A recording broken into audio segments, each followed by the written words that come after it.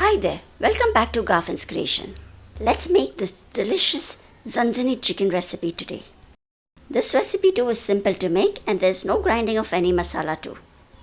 So let's start with the recipe. We'll begin by marinating this chicken. This is half kg chicken curry pieces.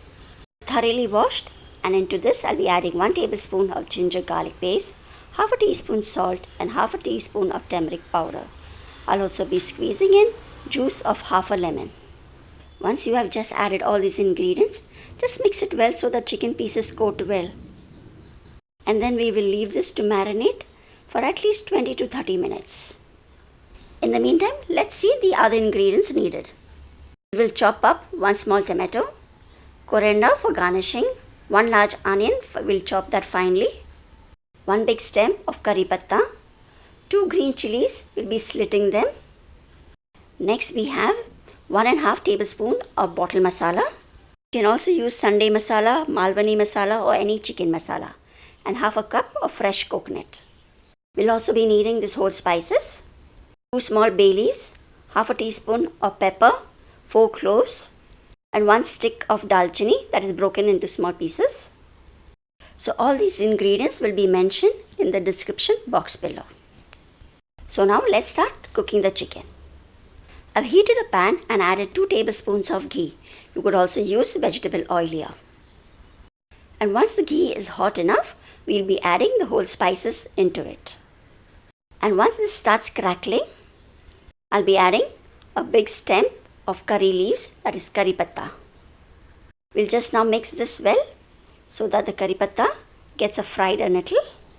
I'll just remove some curry leaves now to be added later for garnishing. This is totally optional and you can skip this as well. And now these curry pattas are fried well, I'll be adding the finely chopped onion. This is 1 large onion that is finely chopped. So now we will fry these onions till they get a little brown in color. This will take around 2 to 3 minutes for the onions to get a little bit brown. Do keep stirring this in between, and once the onions are brown, we'll be adding the 2 green chillies which we had slit along with the finely chopped tomato. If you want this curry a more fiery hot, you could add 3 chilies as well. I will mix this well and we'll cook the tomatoes till they are a little bit soft, say around a minute or so. I've been cooking this continuously on medium flame. So now these tomatoes are a little bit soft. I'll be now adding the bottle masala. Mix that as well, and I'll just be adding a little water so that the masala does not get burned. If you do not have the bottle masala, you could add Sunday masala, chicken masala or even Malwani masala will do for this recipe. I have added 1.5 tablespoon. You could add 2 tablespoons of the masala as well. So I'll keep stirring this continuously and let the masala cook for a minute.